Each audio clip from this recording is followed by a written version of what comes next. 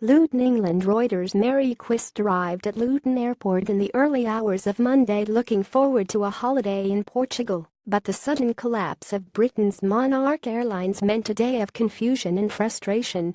With no prior warning her flight could be cancelled, she and her husband were eventually rebooked by a travel agent onto a flight to Faro at 6:30 p.m. 17:30 GMT, meaning they faced a long wait at the airport north of London and lost a day of holiday.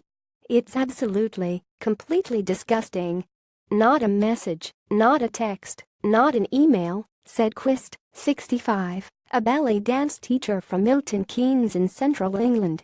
Nobody here to say anything.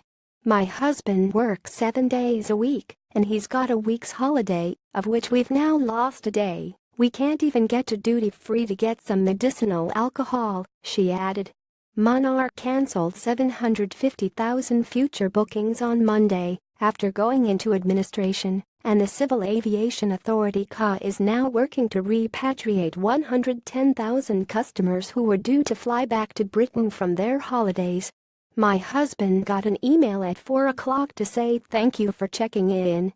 Then the next thing we know, it's been cancelled. Monarch's gone into liquidation, said Hazel Henson, 47, who had driven up from the English south coast port of Dover.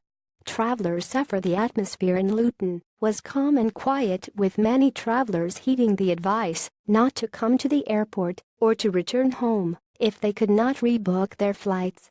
Many of those who had rebooked flights were milling in cafes, frustrated at the lack of communication. A message on a board near a deserted check-in point for flights read Monarch all flights suspended and gave a website and phone number for customers affected. It is not the first severe flight disruption that British tourists have suffered this year. A huge power outage in May prompted British Airways to cancel all flights from London's Heathrow and Gatwick airports on a Saturday of a busy holiday weekend, while hundreds of thousands of Ryanair Raya.I customers have been affected by cancellations in recent weeks after problems with the rostering of pilots. Hazel's husband Mark Henson, a delivery driver, said the collapse of Monarch would help to distract from Ryanair's problems.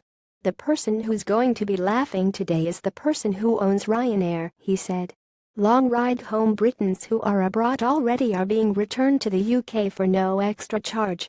Travelers returning to Luton from Menorca said that they received a text saying they would be flying with a different airline and that the process had been easy.